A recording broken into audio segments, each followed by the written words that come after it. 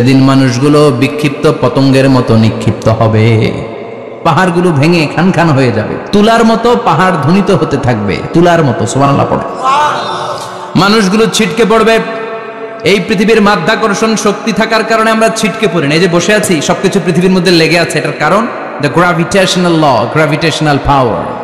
এটা পৃথিবীর সবকিছু তার কেন্দ্রের দিকে টেনে রাখে। কিন্তু কিয়ামতের দিন আল্লাহ পৃথিবীটারে ধরে যখন একটা ঝাঁকুনি দিবেন, একটা কাঁপুনি দিবেন, একটা ভাইব্রেশন দিবেন, একটা আর্থকোয়েক, একটা ভূমিকম্প দিবেন, মুহূর্তের মধ্যেই পুরো পৃথিবীর সবকিছু ছিটকে পড়ে যাবে। চিল্লায় পড়েন আল্লাহু আকবার। মানুষগুলো পৃথিবীতে বসে থাকতে পারবে না, দাঁড়িয়ে থাকতে পারবে না, ডানে বায়ে সামনে পিছনে কে কোথায় ছিটকে পড়বে কোনো ইয়ত্তা থাকবে না।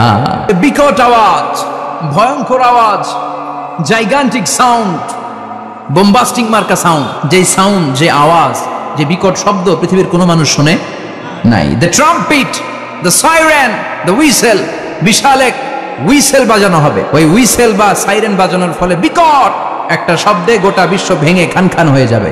এটার নামই হচ্ছে আল কারিয়া। চিল্লা এখন সুবহানাল্লাহ। ওই হুইসেল দেওয়ার জন্য, ওই সাইরেন বাজানোর জন্য, ওই সুরের ভেতরে, সিঙ্গার ভেতরে ফুৎকার দেওয়ার জন্য রব্বুল আলামিন স্পেশাল একটা ফেরেশতা বানিয়েছেন। তার নাম হলো ইসরাফিল আলাইহিস সালাম। কি নাম? ইসরাফিল আলাইহিস সালাম। এদিকে ইসরাফিল নামে কেউ আছে? হ্যাঁ, অনেকে রাখে ইসরাফিল নামটা, কিন্তু অনেকে রাখে। আজরাইল রাখে নাকি? হ্যাঁ, আজরাইল রাখে না, ইসরাফিল কিন্তু রাখে। তো এই ফেরেশতাকে আল্লাহ তাআলা বিশাল একটা হুইসেলের ভিতরে, সাইরেনের ভেতরে তিনটা ফুৎকার দেওয়ার জন্য তৈরি করেছেন। তার ডিউটি হচ্ছে তার গোটা জীবন জুড়ে সে হুইসেলের ভেতরে তিনটা ফু দিবে। এটার বাংলায় বলে সিঙ্গা। বাংলায় কি বলে? সিঙ্গায় ফু দিবে কয়টা? চিল্লায় বলেন। এই ফেরেশতার পা দুটো হচ্ছে জমিনে, এই ফেরেশতার মাথা হচ্ছে আকাশেরও অনেক উপরে। সৃষ্টির পর থেকে এই ফেরেশতা ওই সিঙ্গাটা, ওই বাঁশিটা তার দুই ঠোঁটের মাঝখানে লাগিয়ে আল্লাহর আরশের দিকে তাকিয়ে আছে, and just waiting for the green signal. আল্লাহর পক্ষ থেকে সিগন্যাল আসার অপেক্ষায় আছে যে আল্লাহ কখন বলবে যে ফু দে। সুবহানাল্লাহ। তিনটা ফু দেওয়ার জন্য রব্বুল আলামিন একটা ফেরেশতা বানালেন, ইসরাফিল ফেরেশতা। সৃষ্টির শুরু থেকে বিশাল সিঙ্গাটাকে, সাইরেনটাকে, ট্রাম্পিটটাকে দুই ঠোঁটের মাঝখানে লাগিয়ে আল্লাহর আরশের দিকে তাকিয়ে আছে, কবে আমার প্রভু বলবে সাইরেনের মধ্যে বাঁশি বাজা।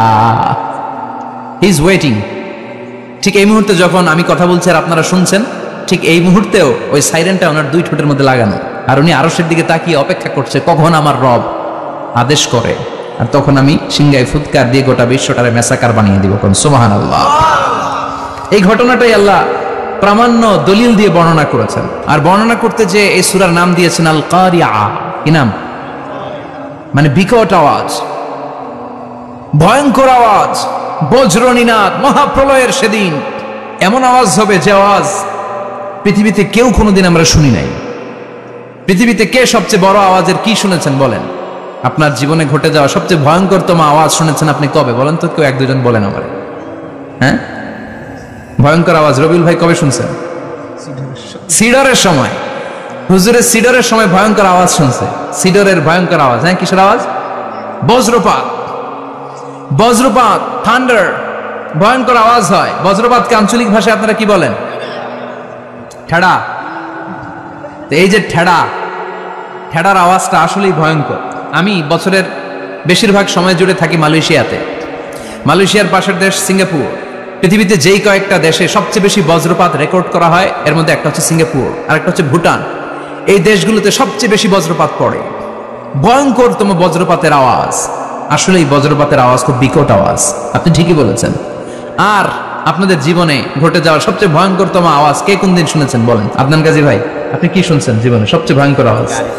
গাড়ির চাকা যদি ব্রাস্ট হয়। তাফসীর মাহফিলে যায় তো কমন করে গেছে হুজুরের। তো রাতের বেলায় কিন্তু আমরা যারা ময়দানে কথা বলি, আমাদের এক জেলা থেকে আরেক জেলায় ঘুরতে হয়। ভবঘুরে জীবন আমাদের। কোরআনের বাণীকে পৌঁছে দেওয়ার দায়িত্ব আমরা নিয়েছি, বাণীবাহকের কাজ আমাদের। তো রাত্রিবেলা মাঝে মাঝে আমরা এরকম ট্রাকের টায়ার পাংচার হলে বিকট আওয়াজ হয়, রিক্সার টায়ার পাংচার হলে বিকট আওয়াজ হয়, মানুষ ভয় পেয়ে যায়। আসলেই অনেক বড় আওয়াজ। আর জীবনে কে কে আওয়াজ শুনেছেন? আওয়াজ হয় কিসে? জেনারেটর যদি ব্রাস্ট হয়, ট্রান্সমিটার যদি ব্রাস্ট হয়, আওয়াজ হয় না? আওয়াজ হয়। হ্যাঁ, হেলিকপ্টার, হ্যাঁ হেলিকপ্টার যখন ল্যান্ড করে তখনও ভয়ঙ্করতম আওয়াজ হয়। বিমান যখন টেক অফ করে, ল্যান্ড করে, ভয়ঙ্কর আওয়াজ হয়। এরপরে লোহার মধ্যে যদি হাতুড়ি দিয়ে পেটায়, যখন তারা কাজ করে, ভয়ঙ্কর আওয়াজ হয়। ট্রেনের যে হর্ন বাজায়, যে ট্রেন আসতেছে, মাঝখানে চমৎকার কথা বলেছেন, মাঝখানে ওই যে ক্রসিং থাকে, ক্রসিং আটকে দিয়ে একটা হুইসেল বাজায়, বিকট আওয়াজ হয়। আর এই তো বেরোচ্ছে, আর কি আছে এরকম আওয়াজ? কে কোথায় শুনছেন? হ্যাঁ, এক্সক্লুসিভ আওয়াজ। হ্যাঁ, বিভিন্ন জায়গায় এক্সক্লুসিভ সাউন্ড হয়, ভয়ঙ্কর আওয়াজ। আর কোথায় কি শুনেছেন? দপ্তরি যখন হাই স্কুলে ঘন্টা বাজায়, ছুটির ঘন্টা, কাছে দাঁড়ানো যায়, বিকট আওয়াজ হয়। আসলে এই পৃথিবীতে আমরা এক একজন এক এক সময় এক এক জায়গায় বিকট বিকট আওয়াজ শুনেছি। কিন্তু কিয়ামতের দিন ইসরাফিল যখন ওই সিংহার ভেতরে ফুৎকার দিবে, ওই ফুৎকারের যে আওয়াজটা হবে, এই আওয়াজটা কি এই আওয়াজগুলোর মতো? কথা বলেন। এর চেয়ে অনেক ভয়ঙ্করতম আওয়াজ, যে আওয়াজ শুনলে আপনার হৃদয় শিউরে উঠবে, কেঁপে উঠবে। এই আওয়াজটার নাম হচ্ছে আরবিতে আল কারিআ। কি নাম? চিল্লায় বলেন কি নাম? এজন্য আল্লাহ বললেন আল কারিআতু মাল কারিআতু ওয়া মা আদরাকা মাল কারিআ। সেদিনের আওয়াজটা হলো ভয়ঙ্কর আওয়াজ। ওই আওয়াজটার নাম আমি আল্লাহ দিয়েছি আল কারিআ। আল কারিআ মাল কারিআ ওয়া মা আদরাকা মাল কারিআ। তিনবার তিনি সূরার শুরুতে তিনবার এই শব্দটা উচ্চারণ করেছেন। কয়বার? কথা বলেন। তিনবার। যে কোনো জিনিস তিনবার যখন আমরা বলি, গুরুত্ব বোঝানোর জন্য বলি না? বিশ্বনবী মাঝে মাঝে কোনো জিনিসের ইম্পর্টেন্স, সিগনিফিকেন্স, তাৎপর্য এবং গুরুত্ব বোঝানোর জন্য তিনবার বলতেন। কয়বার? একবার বিশ্বনবী তাকওয়া নিয়ে ওয়াজ করতেছিলেন, আর বলছিলেন আত-তাকওয়া হা হুনা, আত-তাকওয়া হা হুনা, আত-তাকওয়া হা হুনা, ওয়া ইউশিরু ইলা সাদরিহি সালাসা মাররাত।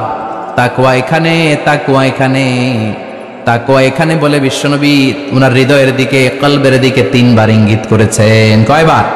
তাকওয়া মানে কার ভয়? আল্লাহর ভয়। আল্লাহর ভয় নিয়ে যখন ওয়াজ করছিলেন বিশ্বনবী বলছেন তাকওয়াটা এখানে, এখানে, এখানে। তেমনি মক্কাবাসীদের কাছে যখন সূরাতুল কারিআ নাজিল হয়েছে, মক্কার কাফির মুশরিকদের দৃষ্টি আকর্ষণের জন্য আল্লাহ তাআলা এই সূরার শুরুতে আল কারিআ শব্দটা একবার নয়, দুইবার নয়, তিনবার উল্লেখ করেছেন। পড়েন সুবহানাল্লাহ। আল্লাহ বললেন আল কারিআতু মাল কারিআতু ওয়া মা আদরাকা মাল কারিআ ইয়াওমা ইয়াকুনুন নাসু কাল ফারাশিল মাবথুস ওয়া তাকুনুল জিবালু কাল ইহনিল মানফুশ। সুবহানাল্লাহ পড়েন। আল্লাহ বললেন বিকট একটা আওয়াজ হবে, তিনটা আওয়াজ করার জন্য, তিনটা হুইসেল বাজানোর জন্য ইসরাফিলকে আমি বানালাম। প্রথম সিংগার ফুৎকার যখন ইসরাফিল ফেরেশতা হুইসেলের মধ্যে দিয়ে দিবে, তখন যেই ভয়ঙ্কর শব্দটা হবে, ওই শব্দটার নাম হলো আল কারিআ। কি নাম? আল কারিআ। ওটা দেওয়ার সাথে সাথে পুরো পৃথিবীটা লন্ডভন্ড হয়ে যাবে। এখন আমরা যেরকম আরামসে বসে আছি, ওই সময় পৃথিবীর অবস্থা এরকম থাকবে। আল্লাহ বললেন ইয়াওমা ইয়াকুনুন নাসু কাল ফারাশিল মাবথুস ওয়া তাকুনুল জিবালু কাল ইহনিল মানফুশ। সেদিন মানুষগুলো বিক্ষিপ্ত পতঙ্গের মতো নিক্ষিপ্ত হবে, পাহাড়গুলো ভেঙে খান খান হয়ে যাবে, তুলার মতো পাহাড় ধ্বনিত হতে থাকবে, তুলার মতো। সুবহানাল্লাহ পড়ে। মানুষগুলো ছিটকে পড়বে।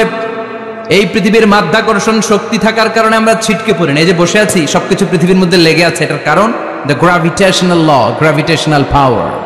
এটা পৃথিবীর সবকিছু তার কেন্দ্রের দিকে টেনে রাখে। কিন্তু কিয়ামতের দিন আল্লাহ পৃথিবীটারে ধরে যখন একটা ঝাঁকুনি দিবেন, একটা কাঁপুনি দিবেন, একটা ভাইব্রেশন দিবেন, একটা আর্থকোয়েক, একটা ভূমিকম্প দিবেন, মুহূর্তের মধ্যেই পুরো পৃথিবীর সবকিছু ছিটকে পড়ে যাবে। চিল্লায় পড়েন আল্লাহু আকবার। মানুষগুলো পৃথিবীতে বসে থাকতে পারবে না, দাঁড়িয়ে থাকতে পারবে না, ডানে বায়ে সামনে পিছনে কে কোথায় ছিটকে পড়বে কোনো ইয়ত্তা থাকবে না। কাল ফারাশিল মাবথুস। মানুষগুলো বিক্ষিপ্ত পতঙ্গের মতো নিক্ষিপ্ত হবে। শীতকালে ছেলেপেলেরা গ্রামাঞ্চলে অনেক সময় র্যাকেট খেলে না, ব্যাডমিন্টন খেলে, দেখবেন ওই খেলার জন্য শীতকালে ক্ষেতের মাঝখানে বাঁশ গেড়ে দেয়, আর বাঁশের মধ্যে লাইট লাগায়। এলাকায় খেলেনি? এই রাত্রিবেলা বাঁশ গেড়ে দিলে ওর মধ্যে লাইট লাগালে কোত্থেকে যেন অনেক পোকা চলে আসে, ডান দিকে একটা, বাঁ দিকে একটা, সামনে পেছনে ছিটকে ছিটকে পড়ে। কিয়ামতের সেই কঠিন দিন মানুষগুলো বিক্ষিপ্ত এরকম পতঙ্গের মতো ডানে বায়ে ছিটকে ছিটকে পড়বে। পাহাড়গুলো চূর্ণ বিচূর্ণ হয়ে যাবে, ভেঙে খান খান হয়ে যাবে। তুলাকে ধ্বনিত করলে তুলা যেমনি ধ্বনিত হয়, তুলার মাঝখানে লাঠি দিয়ে পেটালে, তুলাকে পাতলা করার জন্য, আরামদায়ক করার জন্য, মোটা বানানোর জন্য যখন লাঠি দিয়ে ধ্বনিত করা হয়, দেখবেন সামান্য তুলার ধুলিকণা ছিটেকণা বাতাসের মধ্যে শূন্যে ভাসে। ফু মারলে আরো দূরে যায়, ফু মারলে আরো দূরে যায়। বাতাসের ঝাপটা ওইটা কোথায় যে চলে যায় কেউ জানে না। পৃথিবীর বড় বড় সাইজের পাহাড়গুলো সেদিন এই তুলার মতো, তুলা যেমনি বাতাসে ধ্বনিত হয়, পাহাড়গুলো সেদিন তুলার মতো বাতাসে ধ্বনিত হতে থাকবে। চিল্লায় এখন আল্লাহু আকবার। এই পৃথিবীর সবচেয়ে বড় পাহাড়ের নাম মাউন্ট এভারেস্ট। বিশাল বড় পাহাড়, উপরে শুধু বরফ আর বরফ।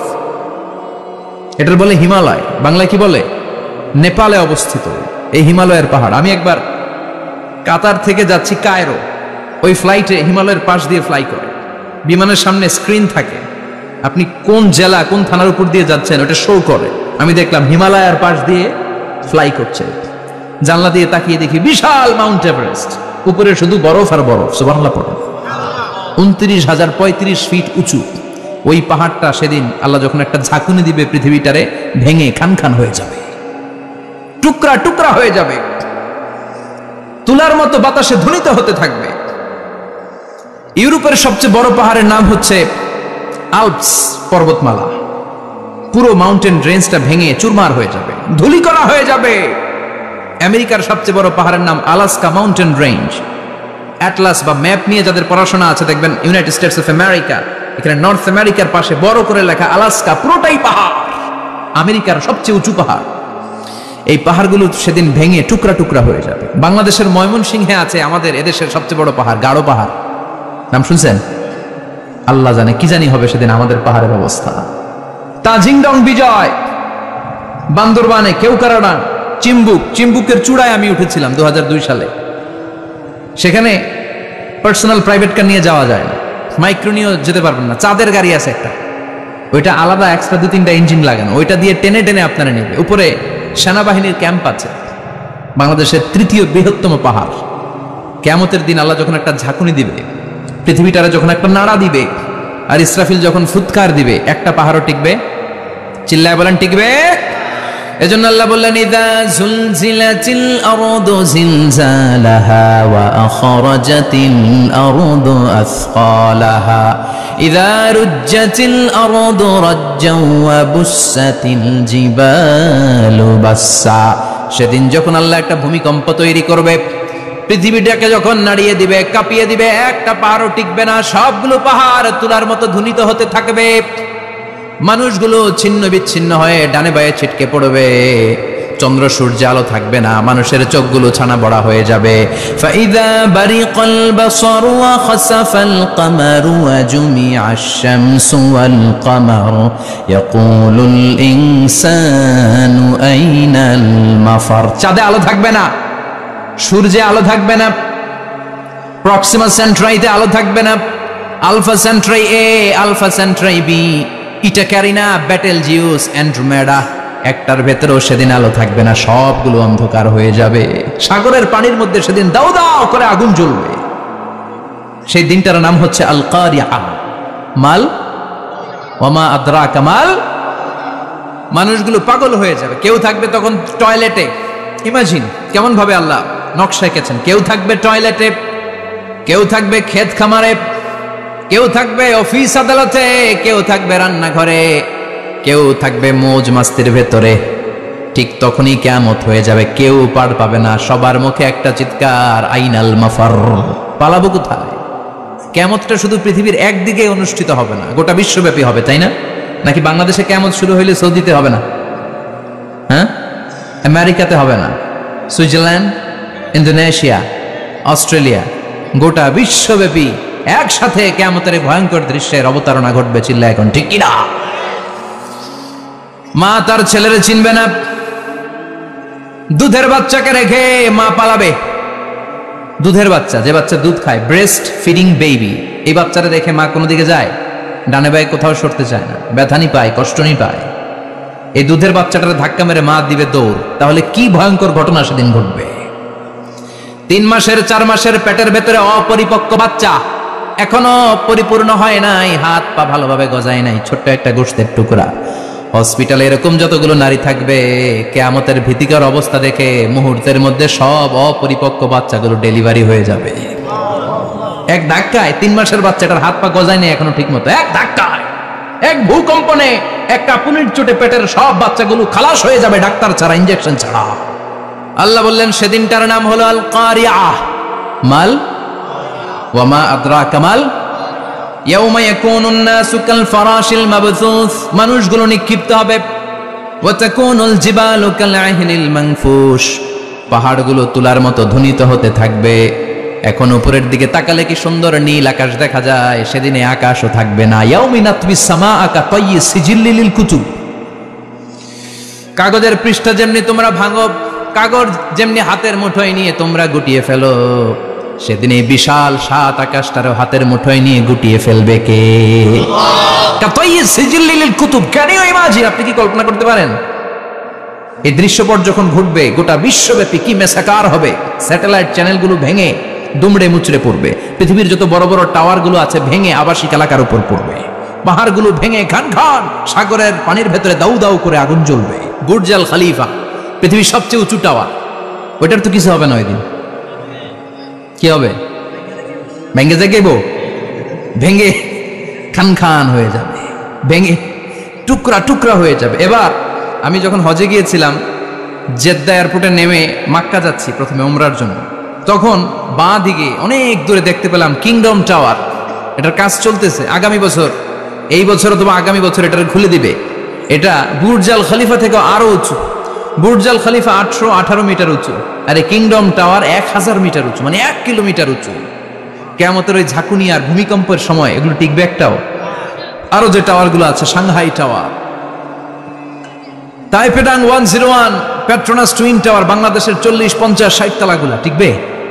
আমাদের কুমিল্লা শহর তো এখন টাওয়ারের শহর হয়ে গেছে। একটা বড় ছাদের উপর থেকে কুমিল্লা শহরের দিকে তাকালে এটা কি কুমিল্লা না উত্তরা বুঝাই যায় না। এই টাওয়ারগুলো একটাও টিকবে? আওয়াজ করে বলেন টিকবে?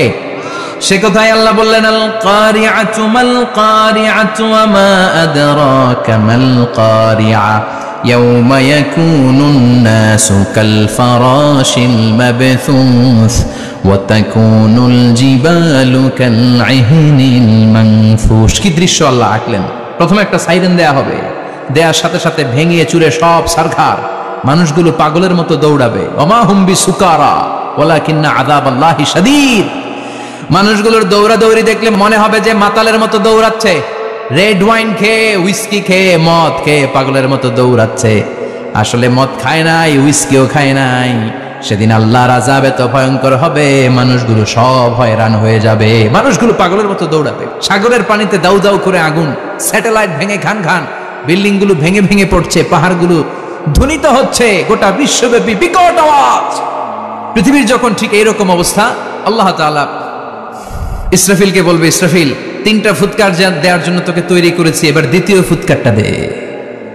তাকে ফুৎকার দিতে হবে মোট কয়টা? আরো জোরে বলেন। সে কেবল একটা দিয়েছে, এবার দ্বিতীয় ফুৎকার দিবে। দ্বিতীয় ফুৎকার যখন সে দিবে, মুহূর্তের মধ্যে পৃথিবীর মধ্যে যত মানুষ আছে সবগুলো মরতে শুরু করবে, একটার পর একটা মালাকুল মাউত রুহু কবজ করতে শুরু করবে। মরবেন না শুধু একজন, চিল্লায় বলেন তিনি কে? কুল্লু মান আলাইহা ফানি ওয়া ইয়াবকা ওয়াজহু রাব্বিকা যুল জালালি ওয়াল ইকরাম ফাবিআইয়ি আলাই রাব্বিকুমা তুকাযযিবান। পৃথিবীর মধ্যে যা যা তোমরা দেখো সব হয়ে যাবে ফান। সব কি? ফান। আমরা বলি না ফানা ফানা, বলি ফানা ফানা হয়ে যাবে, কিছু থাকবে না, থাকবে একজন, চিল্লায় বলেন তিনি কে? এজন্য সব সময় আল্লাহর কাছে কামনা করবেন, আল্লাহ তুমি ঈমানের মরণ দাও, পড়ে না আমিন। ও আল্লাহ তুমি আমাদেরকে শাহাদাতের মরণ দাও, পড়ে না আমিন। আমাকে শহীদ করে সেই মিছিলে শামিল করে নিও, যে মিছিলের নেতা মীর হামজা হুবাইবে খাব্বাব আল্লাহর কাছে ছিল অতি প্রিয়, শামিল করে নিও। আমাকে শহীদ করে সেই মিছিলে শামিল করে নিও, পড়েন আমিন।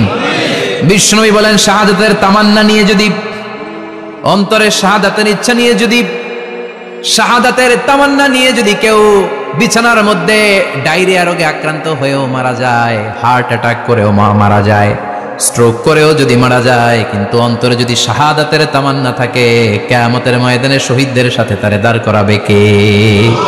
ঈমানের পথে অবিচল থেকে আমার মরণ যেন হয়। পড়েন আমিন, আমার সাথে সাথে বলেন। ঈমানের পথে অবিচল থেকে আমার মরণ যেন হয়, তোমারই কাছে মিনতি আমার, তোমারই কাছে মিনতি আমার, মহামহিম দয়াময়। ঈমানের পথে অবিচল থেকে আমার মরণ যেন হয়। পড়েন আমিন। ঈমানের মৃত্যু এক আল্লাহ ছাড়া কেউ দিতে পারে না, শাহাদাতের মৃত্যু আল্লাহ ছাড়া কেউ দিতে পারে না।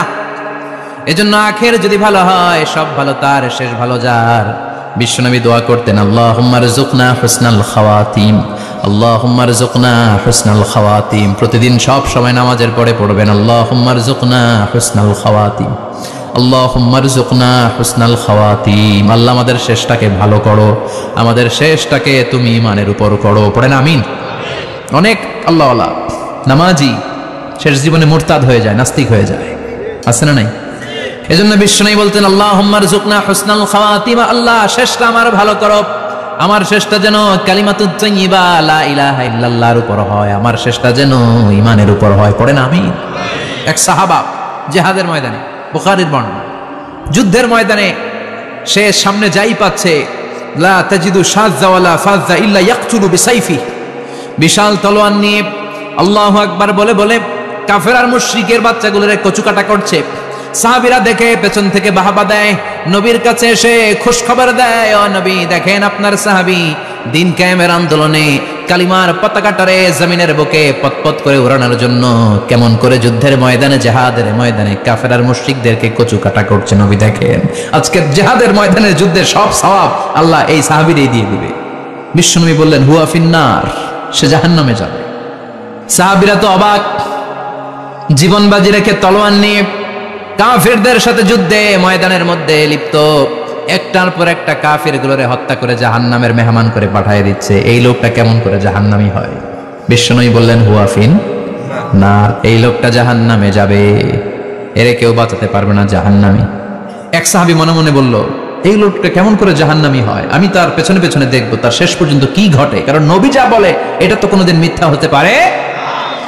সাহাবী লুকিয়ে লুকিয়ে তার পিছু নিল, দেখলো যুদ্ধ করতে করতে জিহাদের ময়দানে শত্রুদের মাঝখানে ঘাটির ভেতরে সে মারতে মারতে চলে গিয়েছে, মারতে মারতে কাফেরদের মাঝখানে এমন জায়গায় চলে গিয়েছে চারদিক থেকে কাফেররা তাকে ঘেরাও দিয়ে ফেলেছে। এবার আর সে পারে না, দীর্ঘ সময় যুদ্ধ করতে করতে এবার ক্লান্ত শ্রান্ত, এবার নিজেও মারে আবার মাইরও খায়, মারে আবার মাইরও খায়। খেতে খেতে হঠাৎ এক কাফেরের তলোয়ারের আঘাতে তার ডান হাত নাই, এক কোপে ডান হাতটা জমিনে পড়ে গিয়েছে, ফিনকে দিয়ে রক্ত, ব্লিডিং হতে হতে, রক্তপাত হতে হতে সাহাবী নিস্তেজ, আর পারে না, আর সহ্য করতে পারে না। শাহাদাতের জন্য অল্প একটু দেরি, এই অল্প একটু দেরি সাহাবীর আর সহ্য হয় নাই।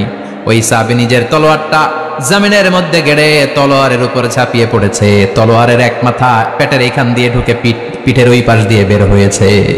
যে সাহাবী পেছন থেকে ফলো করেছে সে বলে, আশহাদু আন্না মুহাম্মাদ রাসূলুল্লাহ, আল্লাহু আকবার। দৌড়ে এসে নবীর কাছে বলে, ও নবী, আপনি যে নবী, শেষ নবী, আখিরি জামানার পয়গম্বর, আপনি যে বিশ্ব নবী, কোনো সন্দেহ নাই, আমি নিজ চোখে চাক্ষুষ দেখে এসেছি আপনার ওই সাহাবা আত্মহত্যা করে দুনিয়া থেকে বিদায় হয়েছে। এজন্য শেষটা কার, শেষটা কিভাবে যায় আমরা জানি। এজন্য আল্লাহর কাছে আমরা ফরিয়াদ করি আমাদের মৃত্যু যেন ঈমানের মৃত্যু হয়। আমিন পড়েন, আর জোরে পড়েন আমিন।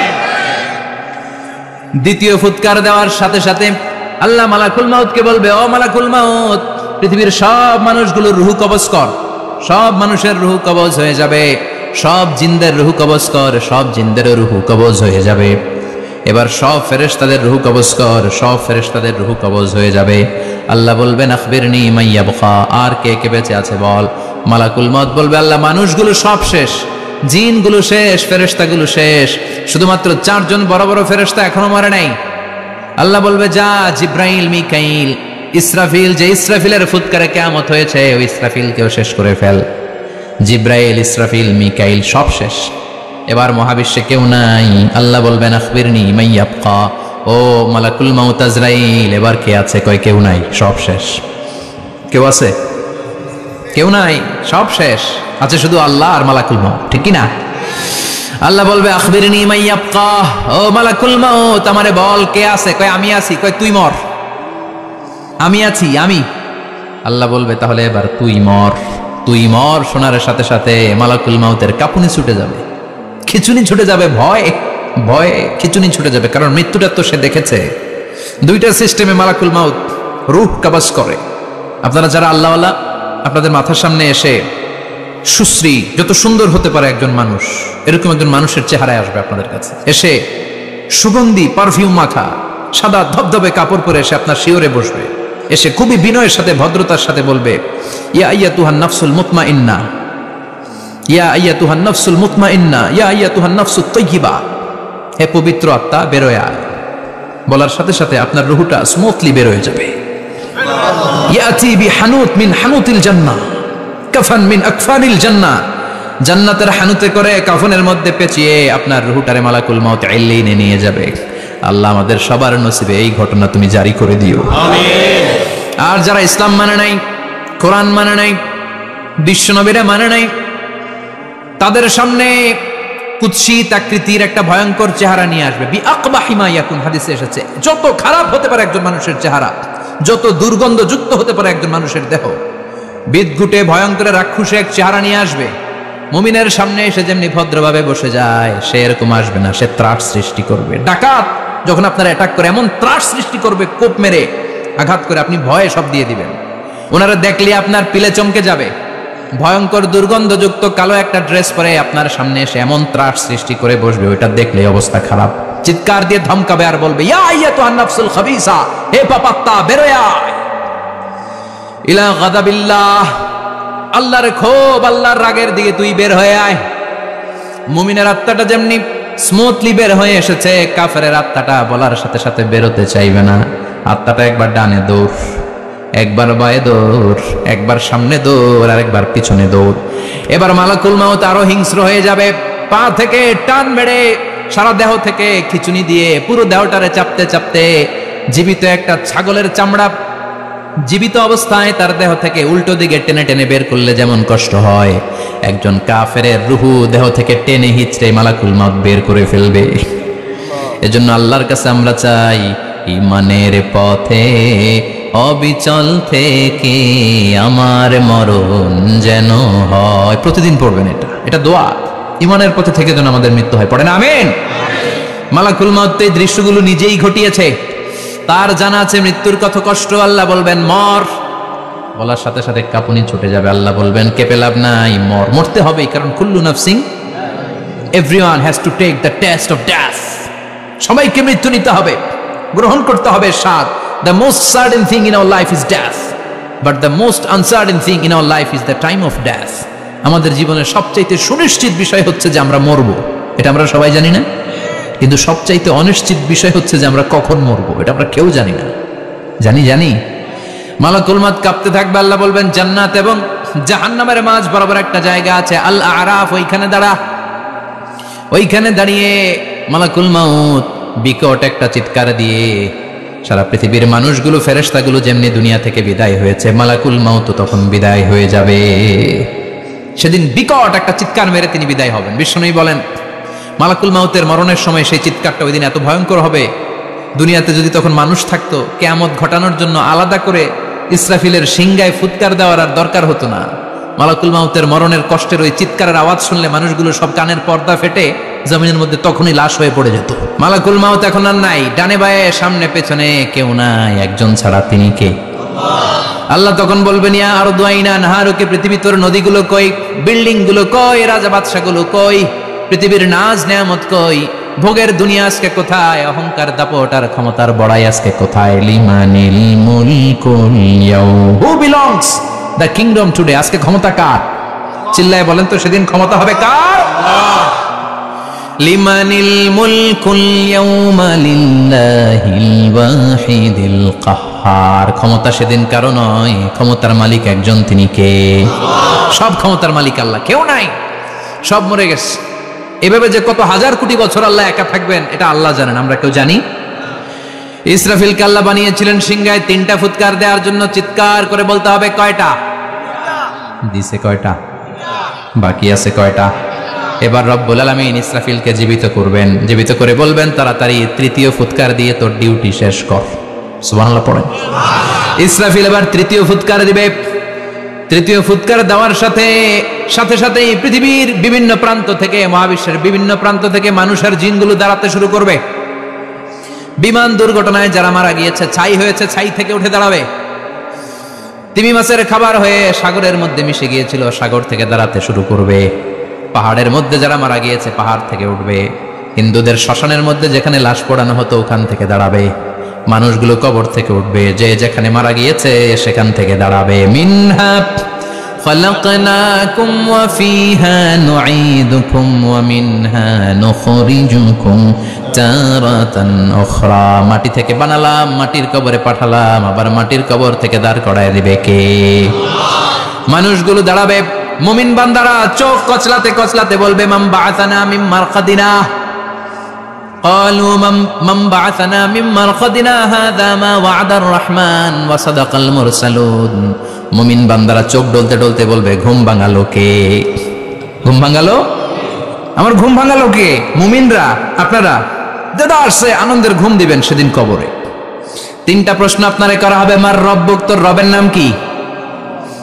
তোমার ধর্মের নাম কি? এই লোকটারে চিনো নাকি? ওনার নাম কি? এবার বলবে 3টা প্রশ্নের উত্তর কোত্থেকে শিখলা? কও কোত্থেকে শিখছেন? বলতে হবে কোরআন থেকে শিখেছি। 4টার উত্তর যখন করতে পারবেন, ইফসাহু লাহু কবরুহু 70 যিরাআন, কবরটারে 70 হাত লম্বা করে দেয়া হবে। ওয়া ইফতাহু লাহু বাবুন ইলাল জান্নাহ, আপনার কবরের ভেতরে থেকে জান্নাতের দিকে একটা ঘর করে দেয়া হবে। জান্নাতের সুঘ্রাণওয়ালা সুবাতাস আপনার কবরের মধ্যে এসে ধাক্কা মারবে।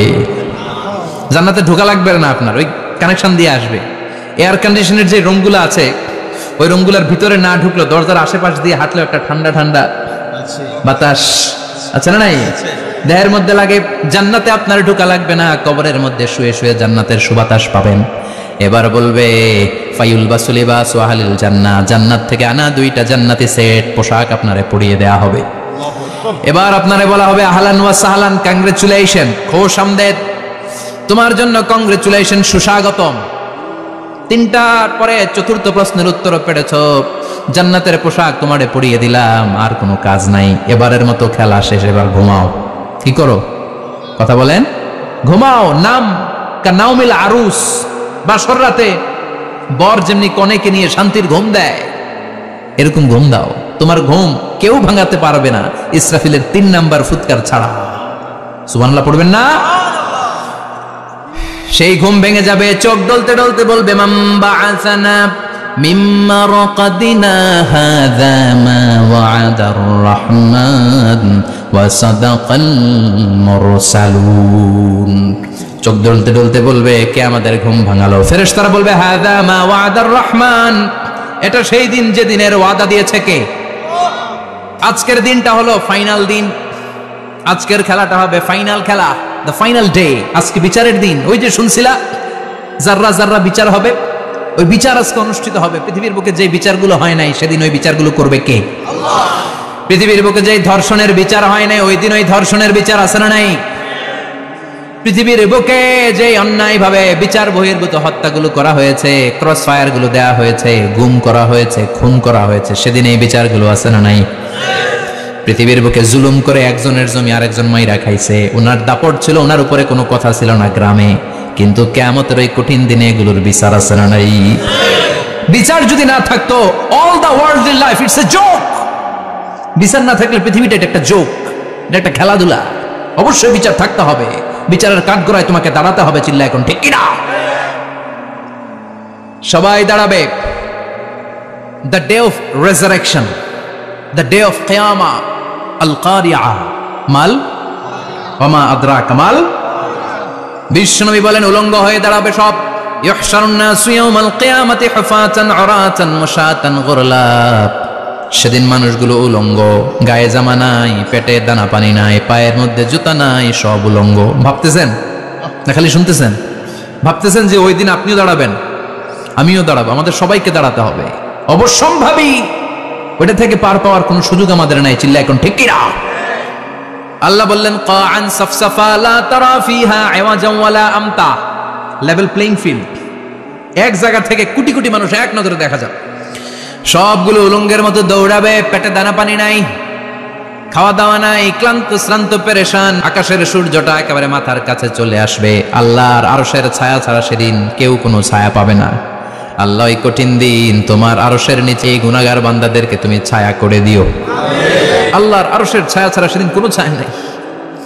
সূর্যের তাপে মাথার মগজগুলো ভাতের মাড়ের মতো গলে গলে নাকের ছিদ্র দিয়ে কানের ছিদ্র দিয়ে বেয়ে বেয়ে পড়বে। মানুষগুলো ক্লান্ত শ্রান্ত পেরেশান, ক্ষুধার জ্বালায় তৃষ্ণার জ্বালায় জিহ্বাটা বের হয়ে যাবে। 50,000 বছর হবে সেদিনটা লম্বা। কয় হাজার? 50,000 বছর। পাগল হয়ে যাবে মানুষ, পাগল। মা এসে বললেন ইয়া রাসূলুল্লাহ, ইয়া হাবিবাল্লাহ, ভয়ঙ্কর সেদিন মানুষগুলো দাঁড়াবে, নারী পুরুষ কারো গায়ে জামা নাই। তাহলে কি মানুষের লজ্জা লাগবে না? Don't they feel any shy, any shame? No shame, কোনো লজ্জা থাকবে না? কাপড় না থাকলে লজ্জা লাগার কথা না? মায়ে সেটাই বললেন নবী, ওই কঠিন দিন কারো গায়ে জামা নাই, তাহলে কি লজ্জা শরমের কোনো ব্যাপার নাই? বিশ্বনবী বলেন আয়েশা রে, ওই দিনটা এত ভয়ঙ্কর, কার গায়ে জামা আছে কার গায়ে নাই টেরও পাওয়া যাবে না। ইয়াউমা ইয়াফিরুল মারউ মিন আখিহি ওয়া উম্মিহি ওয়া আবি, নিজের সাথে মিলান, সবাই নিজের নিজের মায়ের সাথে মিলান। সেদিন ভাইকে দেখে ভাই পালাবে, আপনার ভাইকে আপনি পরিচয় না দিয়ে পালিয়ে যাবেন। আপনার ছোট বোনটারে দেখে পরিচয় না দিয়ে আপনি দৌড়াবেন। আপনার কলিজার টুকরা সন্তানটারে নাকি আপনি চিনবেন না। আপনার প্রিয়তমা স্ত্রী আপনারে চিনবে না, আপনি তারে চিনবেন না। বাবা আপনারে পরিচয় দিবে না, মা পরিচয় দিবে না। যেই মা ছেলের জন্য নিজের জীবন বিলিয়ে দেয়, আছে না নাই? যেই বাবা ছেলের সন্তানের কল্যাণের জন্য নিজের জীবনটারেও বিলিয়ে দিতে কুণ্ঠাবোধ করে না, ওই বাবা ছেলেরে পরিচয় দিবে না। মা মেয়েরে চিনবে না, বন্ধু বন্ধুরে চিনবে না, পীর সাহেব মুরিদরে চিনবে না, মুরিদ পীর সাহেবরে চিনবে না, মুসল্লি ইমাম সাহেবকে চিনবে না, ইমাম মুসল্লিকে চিনবে না, নেতা কর্মীরে চিনবে না, কর্মী নেতারে চিনবে না, কেউ কাউরে চিনবে না। সাধারণ মানুষ আপনারে কি করবে? নবীরাও বলবে ইয়া নাফসি। সব নবীর মুখের জিকির ইয়া নাফসি, ইয়া নাফসি। বাঁচানোর কেউ নাই। 50,000 বছর মানুষগুলো ছুটতে ছুটতে সৈয়দনা আদম আলাইহিস সালামের কাছে যাবেন, নূহ আলাইহিস সালাম, ইব্রাহিম আলাইহিস সালাম, মুসা আলাইহিস সালাম। সবাই বলবে পারবো না, আমাদের পক্ষে করা কিছু সম্ভব না। আজকে আল্লাহ এত রাগান্বিত হয়েছে, এত রাগান্বিত আল্লাহ পৃথিবীতে কোনোদিন হন নাই। আবার এর চেয়ে বেশি রাগান্বিত সামনেও কোনোদিন হবেন না। আজকে আল্লাহর সামনেই যাওয়া যাবে না। পরে সৈয়দনা ঈসা আলাইহিস সালাম বলবেন সাজেশন আছে আমার কাছে, সাজেশন। আজকের এই কঠিন দিনে কোন নবী আল্লাহর সামনে দাঁড়াতে পারবে না, একমাত্র আখিরি জামানার পয়গম্বর বিশ্ব নবী মুহাম্মদুর রাসূলুল্লাহ ছাড়া সাল্লাল্লাহু। বিশ্ব নবী মাকামে মাহমুদে তখন সিজদায় পড়ে থাকবেন, কাঁদতে থাকবেন। সবার জিকির ইয়া নফসি, বিশ্ব নবীর জিকির ইয়া উম্মতি। আল্লাহু আকবার। আল্লাহ বলবেন নবী আর কাঁদবেন না, মাথা তুলেন। ইরফা রাসাক, ও নবী মাথা তুলেন। সাল তুতা, আজকে যা চাবেন আমি তাই দেব। ওয়াশফা তুশাফা, যার জন্য সুপারিশ করবেন কবুল করে নেব। কঠিন দিন, ওই ভয়ঙ্কর দিনের ভয় অন্তরে থাকার দরকার আছে না নাই? ওই দিনটার নাম আল কারিয়া, আমাল ওমা আদরাকা মাল। এরপর আল্লাহ বললেন ফাআম্মা মান সাকুলাত মাওয়াজিনুহু ফাহুয়া ফি ঈশাতির রাদিয়া ওয়া আম্মা মান খাফফাত মাওয়াজিনুহু ফাউম্মুহু হাবিয়া ওয়া মা আদরাকা মা হিয়া নারুন হামিয়া। পড়েন আল্লাহু আকবার। দেখেন বর্ণনাটা কেমন করে দিচ্ছেন আল্লাহ। বললেন সেদিন আমি মিজানের পাল্লায় তোমাদের সব কিছুর ওজন দেব। মিজানের বহুবচন হচ্ছে মাওয়াজিন। মিজান মানে দাঁড়িপাল্লা, মিজান মানে কি? বহুবচন কি? মাওয়াজিন। আল্লাহ বললেন ফাআম্মা মান সাকুলাত মাওয়াজিনু, এই মিজানের পাল্লা যদি কেউ ভারী করতে চান একটা দোয়া সকাল সন্ধ্যা পড়বেন, সুবহানাল্লাহি ওয়া বিহামদিহি সুবহানাল্লাহিল আযীম। আমার সাথে সাথে আওয়াজ করে পড়েন সুবহানাল্লাহি ওয়া বিহামদিহি সুবহানাল্লাহিল আযীম, সুবহানাল্লাহি ওয়া বিহামদিহি সুবহানাল্লাহিল আযীম।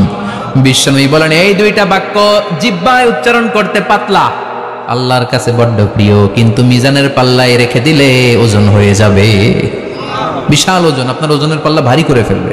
সেদিন আল্লাহ মিজানের পাল্লায় জাররা জাররা হিসাব করবে। মিজানের শাব্দিক সুন্দর অর্থ হচ্ছে নিক্তি পাল্লা। কি পাল্লা? কথা বলেন। মিজানের পাল্লার শাব্দিক বাংলা অর্থ হচ্ছে, সুন্দর অর্থ হচ্ছে নিক্তি পাল্লা। দাড়ি পাল্লাতে আলু মাপে, ডাল মাপে, চাল মাপে, এগুলো মাপে। নিক্তি পাল্লাতে স্বর্ণ মাপে, ঠিক কিনা? দাড়ি পাল্লা দিয়ে স্বর্ণ মাপতে দেখছেন? নিক্তি পাল্লা দিয়ে মাপে, কারণ দাড়ি পাল্লায় খুব সূক্ষ্ম হিসাব করা যায় না। দু চারটা চাল ডাল বেশি কম এদিকে যাক ওদিকে যাক তেমন সমস্যা নাই, কিন্তু স্বর্ণ যদি কিছু বেশি কম যায়, আমও শেষ, সালাও, ব্যবসা শেষ। ক্রেতা পাইয়ে গেলে উনি লাভবান, আমি পাইয়ে গেলে আমি লাভবান। এজন্য স্বর্ণ মাপতে হয় নিক্তি পাল্লা দিয়ে। নিক্তি পাল্লার এখন মিটার বের হয়েছে, ওটার মধ্যে একটা চুল ছিঁড়েও যদি আপনি 2-3টা চুল ফেলে দেন, ওইটা ওজনে এসে যাবে, পয়েন্ট এত এত, এটার ওজন আছে। সুবহানাল্লাহ পড়েন। আল্লাহ এরকম নিক্তি পাল্লা সেদিন দাঁড় করাবে, যে নিক্তি পাল্লার ভেতরে আল্লাহ জাররা জাররা হিসাব করবে। ফামাইয়া আমাল মিসকালা জাররাতিন খাইরান ইয়ারা। জাররার উদাহরণ আমি এরকম দেই, শীতের দিন সকালবেলায় যাদের টিনের ঘর আছে, দেখবেন টিনের ঘরে উপরে ছিদ্র আছে, ওই ছিদ্র দিয়ে সূর্যের আলো ঘরে ঢুকে। ঘরে ঢুকলেই দেখবেন ঘরের কোথাও আলো নাই, কিন্তু এই টিনের ছিদ্র দিয়ে সূর্যের চিকন একটা আলো ঘরে ঢুকেছে। ওইটার সামনে গেলে দেখবেন যে ওই আলোটার মধ্যে পাতলা পাতলা ধুলা বালি উঠতেছে, ঘরের কোথাও দেখা যায় না, কিন্তু ওইটার মধ্যে দেখা যায়। দেখা যায় না? ওইটারে আরবিতে বলে জাররা। ওই জাররা পরিমাণ পাপ করেছেন সেটাও দেখবেন, জাররা পরিমাণ ভালো করেছেন সেটারও প্রতিদান সেদিন দিবে কে? যাদের মিজানের পাল্লা ভারী হয়ে যাবে, ফাহুয়া ফি আইশাতির রাদিয়া, সে আরামে থাকবে, সুখে থাকবে, তাকে সামনের দিক থেকে এনে এই ডান হাতে আমলনামা দেয়া হবে। ফাআম্মা মান উতিয়া কিতাবাহু বিয়ামিনিহি ফাসাউফা ইউহাসাবু হিসাবান ইয়াসীরা। সেদিন যাদেরকে ডান হাতে আমলনামা দেয়া হবে, তাদের আমলনামা সহজ হয়ে যাবে। আল্লাহ এই কঠিন বিপদের দিন, যেদিন আমার বাবা আমারে চিনবে না, আমার মা আমারে চিনবে না, সূর্য আমার মাথার উপর, তুমি ছাড়া আমার কেউ নাই, ওই কঠিন দিনে আমারে তুমি ডান হাতে আমলনামা দিও। চিল্লায় পড়েন আমিন। রোজ হাসরে হে আল্লাহ আমার করোনা বিচার, আল্লাহ করোনা বিচার। বিচার চান? প্রতিদিন দোয়াতে বলবেন আল্লাহ তুমি আমার বিচার করো না, বিচার ছাড়া তুমি আমারে মাফ করে দিও। বিচার করলে আমরা পার পাওয়ার কোনো সুযোগ নাই। বিষ্ণু বললেন মান নুকিশা উযিবা, বিচার যার আল্লাহ করবেন সেদিন বাঁচার কোনো সুযোগ তার জন্য থাকবে না। শুধু দয়া করে মায়া করে মাফ করে দিলে তাকে আটকানোরও কেউ থাকবে। রোজ হাসরে হে আল্লাহ আমার, পড়েন, করোনা বিচার, আল্লাহ করোনা বিচার, বিচার চাহি না তব দয়া চাহে হে গুনাহগার, আল্লাহ করোনা বিচার। পড়েন আমিন। ডান হাতে আমলনামা দেয়া হবে যার মিজানের পাল্লা ভারী হবে। আর ফাআম্মা মান উতিয়া কিতাবাহু ওয়া আম্মা মান খাফফাত মাওয়াজিনুহু, আর যার মিজানের পাল্লা হালকা হয়ে যাবে, ফাউম্মুহু হাবিয়া, তার জন্য আছে ধ্বংস। ওয়া মা আদরাকা মা হিয়া নারুন হামিয়া, এটা কেমন ধরনের ধ্বংস জানো নাকি? নারুন হামিয়া, দ্য ব্লেজিং ফায়ার, জ্বলন্ত আগুন। তাদেরকে আর ডান হাতে আমলনামা না, তাদেরকে পেছন দিক থেকে এনে বা হাতে আমলনামা দেয়া হবে। আল্লাহ এটা থেকে তুমি আমাদেরকে বাঁচাও। ওয়া আম্মা মান উতিয়া কিতাবাহু ওয়ারা যাহরিহি ফাসাউফা ইয়াদউ সুবুরা, ওরা আমলনামা নিতে চাইবে না। যাদেরকে ডান হাতে আমলনামা দেয়া হবে, আনন্দে উৎফুল্ল হয়ে ওরা তাকবীর দিবে, লিল্লাহি তাকবীর। আর যাদেরকে বা হাতে দেয়া হবে, কয় লাগবে না, কি বলবে? লাগবে না, আমলনামার দরকার নাই। আল্লাহ বলেন লাগবে, আমলনামা নাও, নিজের আমলনামা নিজেই পড়ে নাম্বারিং করো। ইকরা, পড়ো, পড়া ছাড়া কোনো গতি নেই। কোরআনও শুরু করছে পড়ো, আর আখিরাতের আমলনামা শুরু করছে কি দিয়া? কি দিয়ে? ইকরা কিতাবাকা কাফা বিনাফসিকাল ইয়াউমা আলাইকা হাসিবা। আমলনামা পড়ো, নিজেই দেখো কি আমলনামা করেছো।